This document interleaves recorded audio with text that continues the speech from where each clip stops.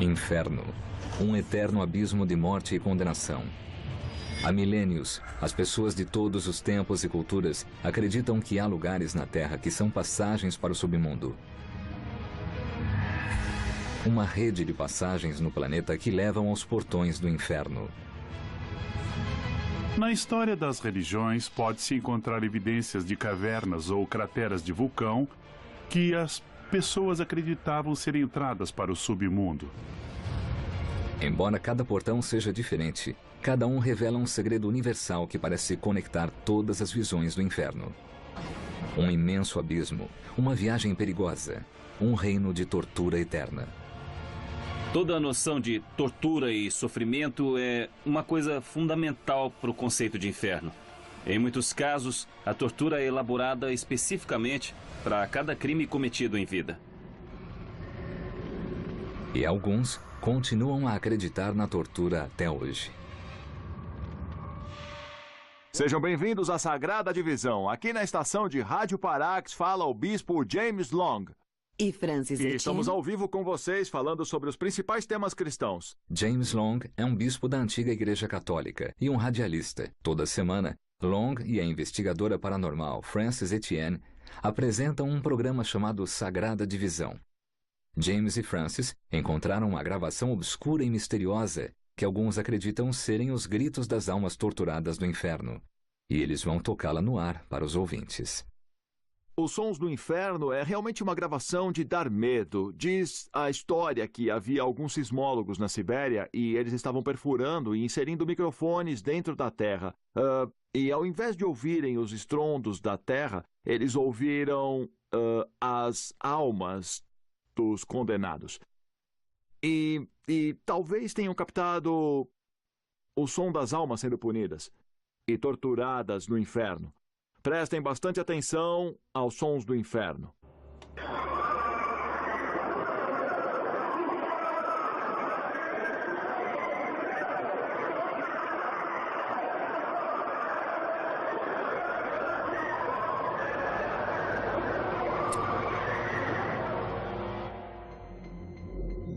A gravação foi considerada uma farsa por alguns e apresentada como evidência dos tormentos do inferno por outros.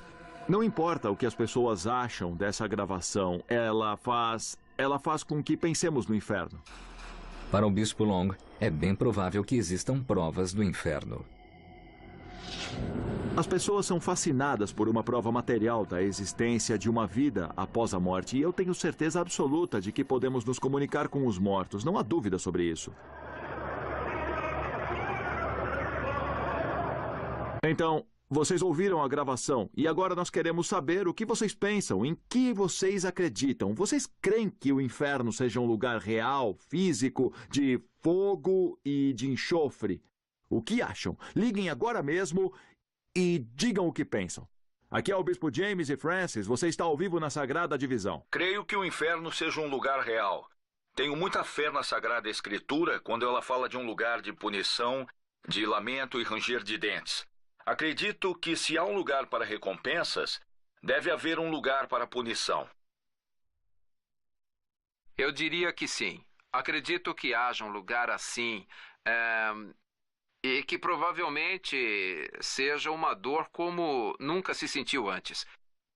É algo tão interminável que você deseja morrer, mas não pode, já está morto. Eu acredito muito nas descrições tradicionais do inferno. Deve ser um lugar de dor e tortura. Deve ser a pior coisa que imaginamos. Obrigada, muito obrigado, senhora. Para o bispo James, as ligações de seus ouvintes são evidências de que as crenças das torturas e sofrimentos do inferno existem até hoje. Eu creio que o inferno existe para quem escolhe negar a graça de Deus. Eu não acredito que a crença no inferno vá desaparecer, porque acho que a mente humana sempre saberá que há consequências. Conectar os relatos dos portões do inferno, da antiguidade à modernidade, é um desejo por equilíbrio, um equilíbrio entre pecado e punição. Acredito que haja consequências para as ações que cometemos na Terra.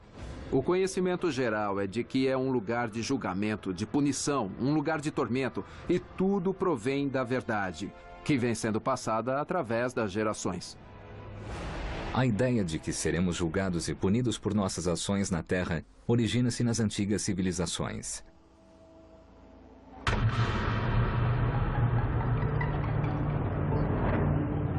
Para sobreviver ao submundo egípcio, os mortos precisavam provar que tinham um coração puro.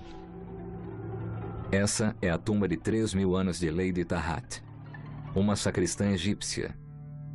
Intrigantes pinturas nas laterais do caixão indicam que após a morte, todos enfrentaremos o julgamento final. Nesse caixão temos uma descrição interessante da cena do julgamento. Tahat é trazida à ala do julgamento. Ela fica diante da balança da justiça e o seu coração é pesado contra a pena da verdade. Assim como todos os egípcios que viajam pelo traiçoeiro submundo, se o peso do pecado no coração de Tahat for maior que o peso da pena, ela enfrentará o tormento final. Ser comida viva. Se o seu coração estiver pesado com pecados, você não passa no teste e esse monstro, que tem a cabeça de crocodilo e corpo de leão, irá devorar sua alma e então será o seu fim.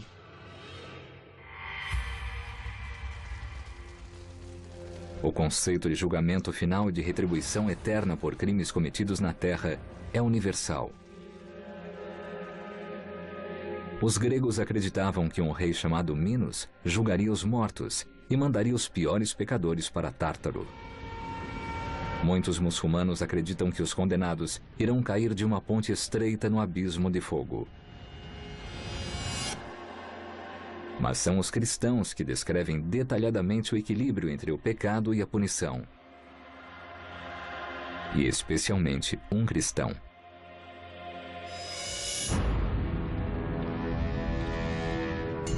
Quando se trata de inferno, um nome se destaca mais, que é o de Dante Alighieri.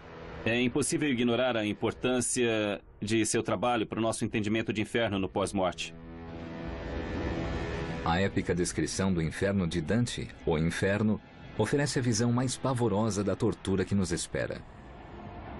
As torturas encontradas no inferno de Dante vão além dos horrores que alguém possa imaginar. As pessoas são fervidas, queimadas, esfaqueadas, furadas, rasgadas, tudo o que possamos imaginar, e muito mais. Para Dante, o inferno não era apenas um local de tortura, era um domínio de justiça eterna. Um lugar onde as balanças finalmente seriam equilibradas. No século XIV, quando começou a escrever o Inferno, Dante era um político em meio de uma batalha pelo controle de Florença. Ele fora exilado de sua cidade natal e alertado de que, se voltasse, seria queimado vivo. Sem dúvida nenhuma, Dante Alighieri era uma pessoa amarga pelo que lhe acontecera. O principal foco do poema é ele buscando vingança contra seus inimigos políticos, e o único modo de fazer isso era imaginá-los queimando no inferno por toda a eternidade. Dante construiu seu inferno como uma perfeita prisão de tortura à espera dos perversos. Dante criou seu inferno e suas punições para que houvesse grande simetria entre o pecado e a punição vivida no inferno. Ele buscou implacavelmente essa justiça e equilíbrio. O inferno de Dante consiste de 9 círculos. Cada nível inferior corresponde a um pecado maior e a um tormento pior. No topo do cone encontra-se a maioria dos mortos. E as punições aumentam à medida que se desce pelo funil, até chegar ao centro das maiores perversidades. Na parte superior do inferno de Dante, as pessoas são punidas pelas falhas humanas mais comuns. Os culpados de luxúria são atingidos por incansáveis ventos. Gulosos são presos sob a chuva eterna, cobertos de lama e sujeira. A parte mais inferior possui punições mais severas. Os hereges são presos em tumbas em chamas. Ladrões são atacados por serpentes. Os violentos são bombardeados por chamas dos céus, ou escaldados em rios de sangue fervente. Quanto mais você desce ao inferno, mais horrível se tornam as torturas e punições. Ele descrevia as pessoas sendo atacadas por cobras ou enterradas de cabeça para baixo, com os pés aparecendo ou com os pés em chamas. É muito cruel e horrível. Ele imaginava as pessoas completamente conscientes para que pudessem sentir essa dor por toda a eternidade. As torturas são extremas, mas não são arbitrárias. Se há uma ideia central que ele tentou transmitir no poema, é que as escolhas que você faz em vida afetarão para sempre sua vida após a morte. E sua tortura será baseada nas escolhas que fez em vida. Antes de Dante, muitos relatos do inferno descreviam os tormentos que nos aguardavam. Mas suas cenas cruéis do inferno elevaram as torturas do inferno a um novo patamar de medo. Mas se o inferno é o reino de torturas divinas, quem é o torturador? Textos antigos e modernas bocas do inferno revelam que os condenados não estão sozinhos. Eles sofrem nas mãos de demônios.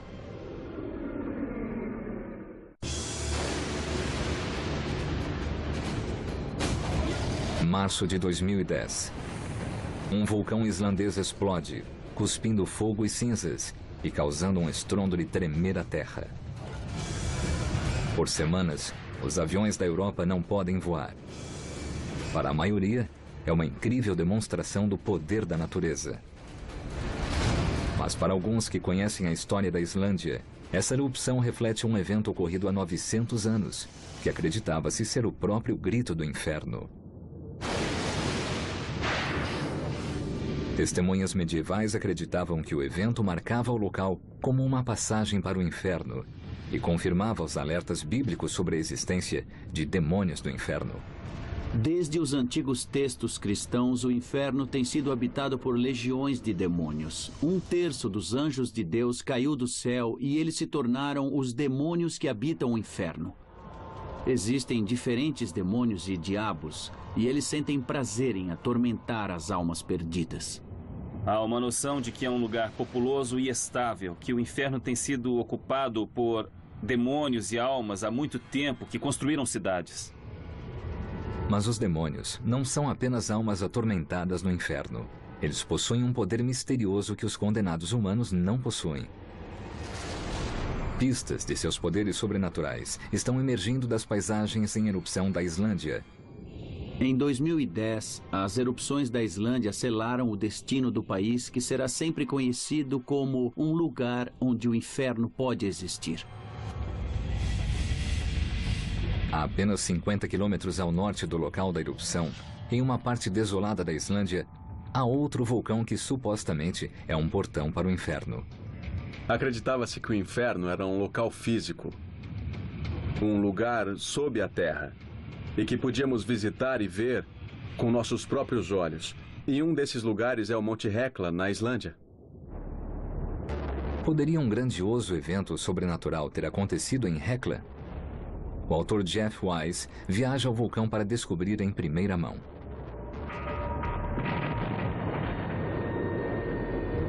A Islândia é uma terra com características geológicas peculiares. Encontra-se sobre uma pluma de magma que emerge do centro da Terra. Então há o constante perigo de erupções vulcânicas.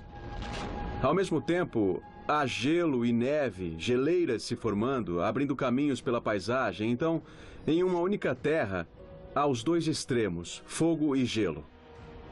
A paisagem aqui é tão extrema que nem a nossa imaginação seria capaz de compreender.